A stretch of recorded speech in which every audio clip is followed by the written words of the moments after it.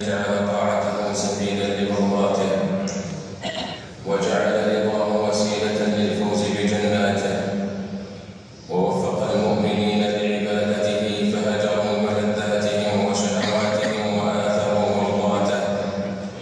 أشهد أن لا إله إلا الله وحده لا شريك له تعظيما وتبجيلا، وأشهد أن محمدا عبده ورسوله وكفى به إماما ودليلا، صلى الله عليه وعلى آله وصحبه وسلم تسليما كثيرا.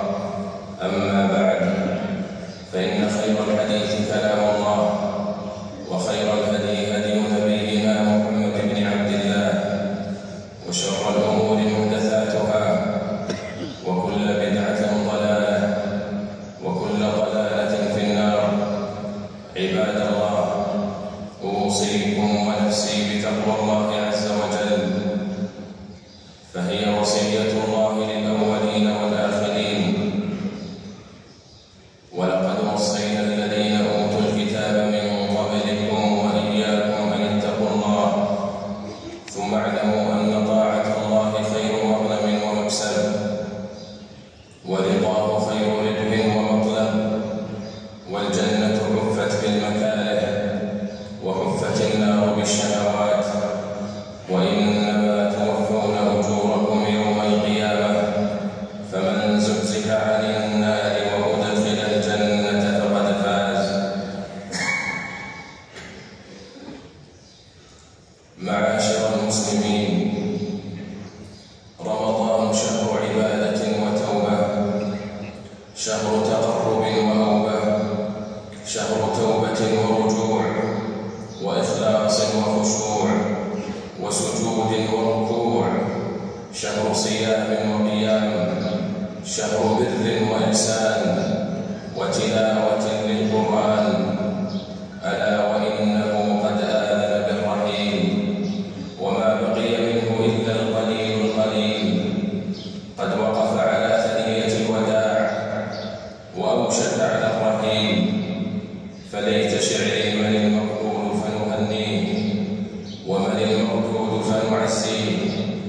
فالغنيمة الغنيمة عباد الله، والبدار البدار، تداركوا ما بقي منه، وبادروا بالتوبة والاستغفار، وسابقوا إلى مغفرة من ربكم وجنة عرضها السماوات والأرض أعدت للمتقين. ألا وإن الأعمال بالخواتيم، فاجتهدوا، فما هي إلا أيام معدودة وساعات محدودة، ويذهب التعب والنصب، ويبقى الأجر إن شاء الله. ما هي إلا أيام يسيرة وتطوى صحفه وتختم أعماله. فيا سعادة الفائزين، ويا حسرة المفرطين. صعد رسول الله صلى الله عليه وسلم المنبر، فلما رقى عتبة قال آمين، ثم رقى عتبة أخرى فقال آمين، ثم رقى عتبة ثالثة فقال آمين، ثم قال أتاني جبريل فقال يا محمد، من أدرك رمضان فلم يغفر له فأبعده الله، قل آمين. فقلت آمين. قال ومن أدرك والديه أو أحدهما فدخل النار فأبعده الله، قل آمين. فقلت آمين. فقال ومن ذكرت عنده فلم يصل عليك فأبعده الله، قل آمين. فقلت آمين. رواه ابن حبان. عباد الله، إنكم في أيام عظيمة وأوقات فاضلة، فلا تضيعوها في القيل والقال، وفي الغفلة والكسل واللهو واللعب، ولا تضيعوها بالاشتغال بالجوالات ووسائل التواصل. اغتنموا أوقاتكم، اغتنموها في الصلاة والذكر وقراءة القرآن، اغتنموها في التوبة والاستغفار والدعاء والابتهال. ألا وإن طرق الخيرات كثيرة، فأين السالكون؟ وإن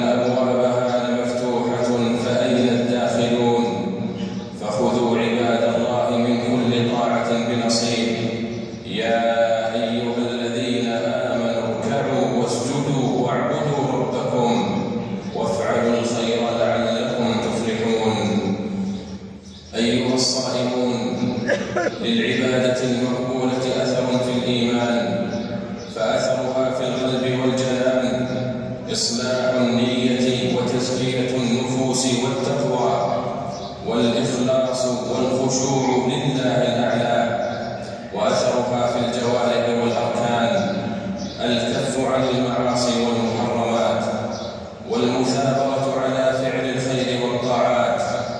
وقد قال تعالى عن الصلاة: إن الصلاة تنهى عن الفحشاء والمنكر.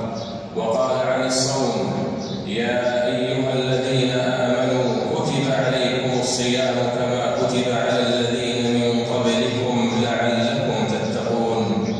فراقبوا الله في أعمالكم، فإن الله لا ينظر إلى صوركم ولا إلى أجسامكم، ولكن ينظر إلى قلوبكم وأعمالكم.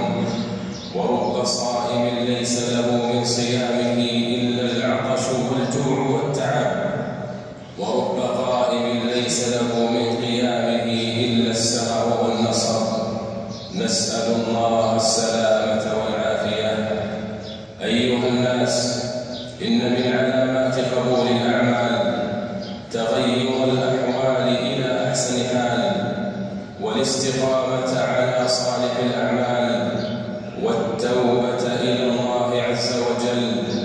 فأروا الله من أنفسكم خيرا، وأقرضوا الله قرضا حسنا، وما تقدموا لأنفسكم من خير تجدوه عند الله هو خيرا وأعظم أجرا، واستغفروا الله إن الله غفور رحيم.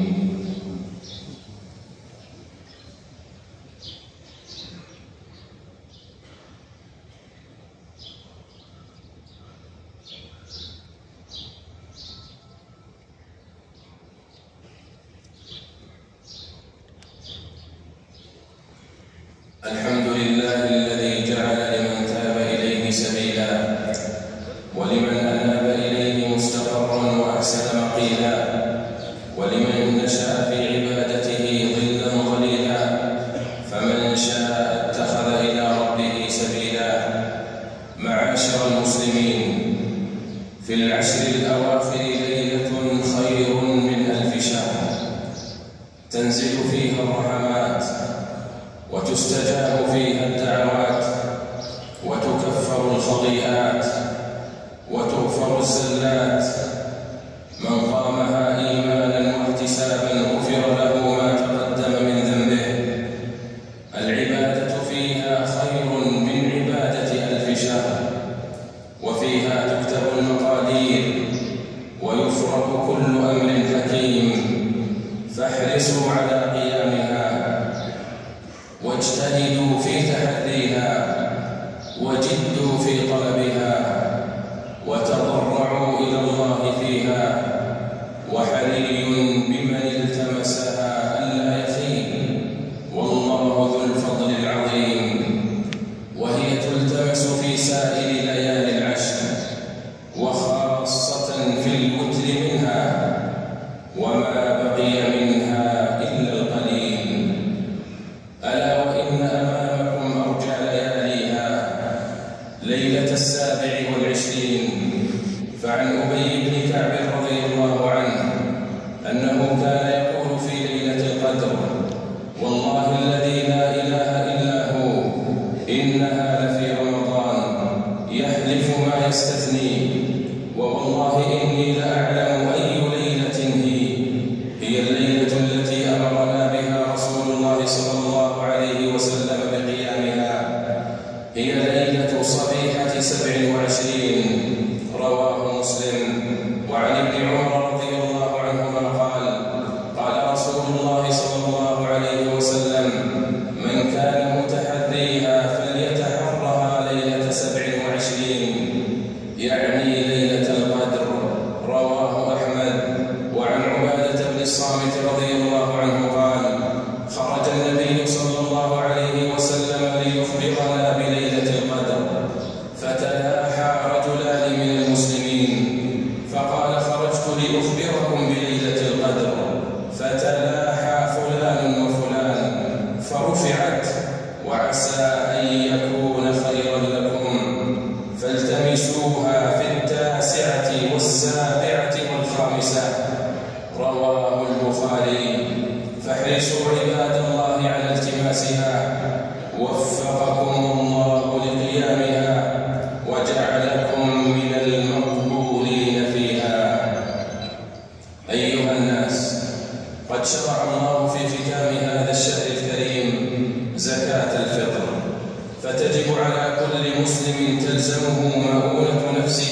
إذا فضل عن قوته وقوت عياله يوم العيد وليلته، وتلزم الذكر والأنثى والصغير والكبير، وعلى الغني والفقير، يخرجها المسلم عن نفسه وعمن تلزمه نفقته.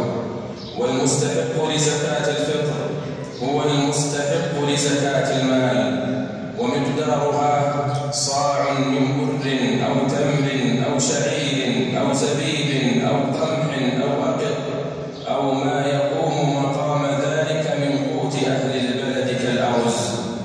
والصاع مكيال يقاس به الحجم وليس الوزن.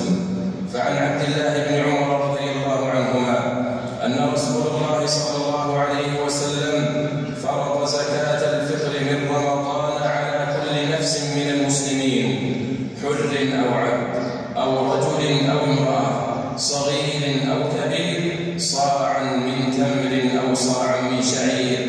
رواه مسلم. عباد الله، قد شرع الله زكاة الفطر طهرة للصائمين من اللغو والرفث، وزكاة للبدن، وطعمة للمساكين، ومواساة للفقراء يوم العيد، وتجب بغروب الشمس من آخر يوم من شهر رمضان، والسنة إخراجها يوم العيد قبل الصلاة، ويجوز تعجيل إخراجها قبل العيد بيوم أو يومين، ويأثم من أخرها بعد صلاة العيد من غير عذر ويلزمه إخراجها. فعن ابن عباس رضي الله عنهما قال: فرض رسول الله صلى الله عليه وسلم زكاة الفطر طهرة للصائم من اللغو والرفث، وطعمة للمساكين. من أداها قبل الصلاة فهي زكاة مقبولة، ومن أداها بعد الصلاة فهي صدقة من الصدقات. رواه أبو داود. وفقكم الله لما يحبه ويرضاه، وتقبل منكم صالح الأعمال، وجعلكم من الذين يستمعون القول فيتبعون أحسنه. أولئك الذين هداهم الله، وأولئك هم أولو الألباب. اللهم استعملنا في طاعتك، ووفقنا لاستغلال الأوقات في عبادتك، وبارك لنا في العمر على طاعتك، ومتعنا بالصحة والعافية يا رب العالمين. اللهم اختم لنا شهر رمضان برضوانك والعتق من نيرانك.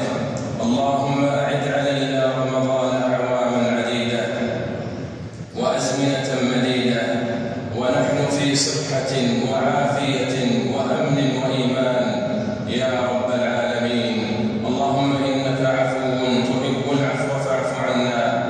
اللهم اغفر ذنوبنا وزلاتنا، واستر عيوبنا وعوراتنا، وفرج همومنا ونفس كروبنا، واكلأنا بحفظك ورعايتك يا رب العالمين.